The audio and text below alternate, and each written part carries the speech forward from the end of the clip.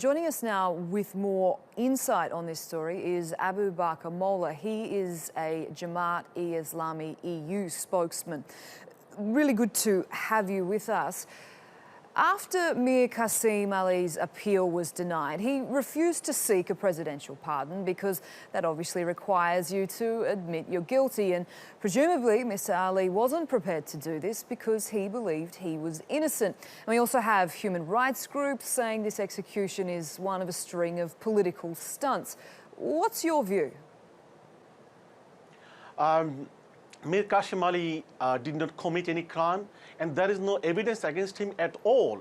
Even the Chief Justice, who has given the death sentence, he said in the open court, which is part of the proceedings as well, that there is not enough evidence to prove that Mir Qasim Ali was guilty. And because of that, he suggested that the prosecution should be punished and the case should be brought against even the prosecution, because there was not enough evidence against Mir Qasim Ali. So even saying and confirming in the open court there was not enough evidence against Mir Qasim Ali to prove the case or found him guilty, later on, due to the government pressure, and Mir Qasim Ali was given death sentence.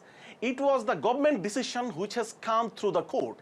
It was not a fair trial at all, according to the International Legal and Human Rights Committee. As you have heard, that United Nations has said that this trial was deeply flawed, and international communities such as Amnesty International, Human Rights Watch, and the other international human rights organizations, including 50 prominent European Parliament member, has said that this trial process is flawed.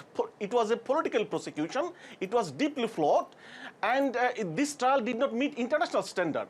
So a 17-year-old boy in 1971, how he can be a al-Badr leader or a militia leader? And the prosecution did not bring any evidence against him. So it was the government decision who made the decision to weaken Jamaat-Islami by killing Mir Qasim Ali, who was a prominent leader and the top leader of Jamaat-Islami. Not only that, he was a successful business entrepreneur. He was the head of World Muslim League in Bangladesh, and the unelected Awami League regime knew that by killing Mir Qasim Ali, they will weaken Jamaat-Islami. Actually, it has increased the morale of Jamaat-Islami manpowers. And it is a big loss for the people of Bangladesh, and it is a loss for the Muslim Ummah as well. Mr Molla, you were saying that this is incredibly unjust, what has happened, and there seems to be a growing caucus of people agreeing with you here. But let me ask you about the actual war in 1971, where the death toll is estimated at around 600,000. People die in the crossfire of water. That's a cruel reality. But do you feel comfortable saying that Mir Qasim Ali's or any member of Jamaat-e-Islami is not responsible for any war crimes during the 1971 War of Independence?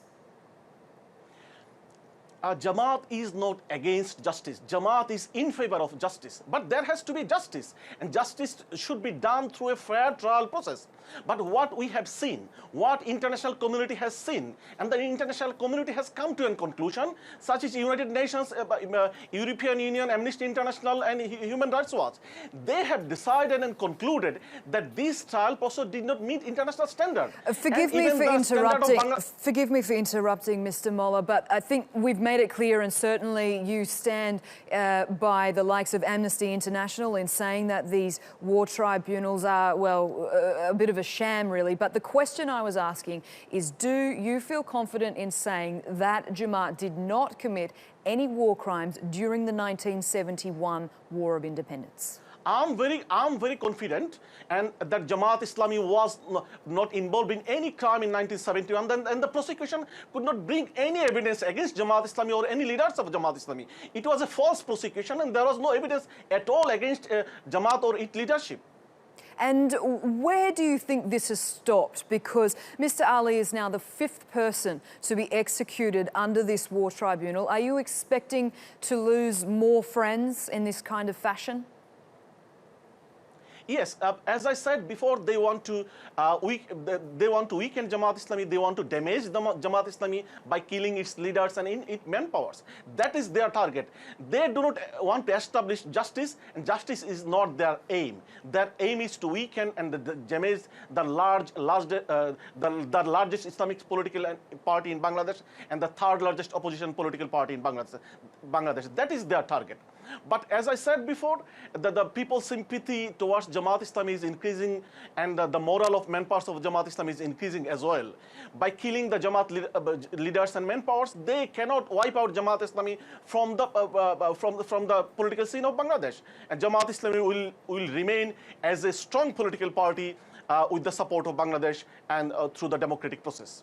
Abu Bakar Molla, I understand that Mr. Ali was a good friend of yours and this would be an incredibly difficult time, so we really appreciate you joining us during this period.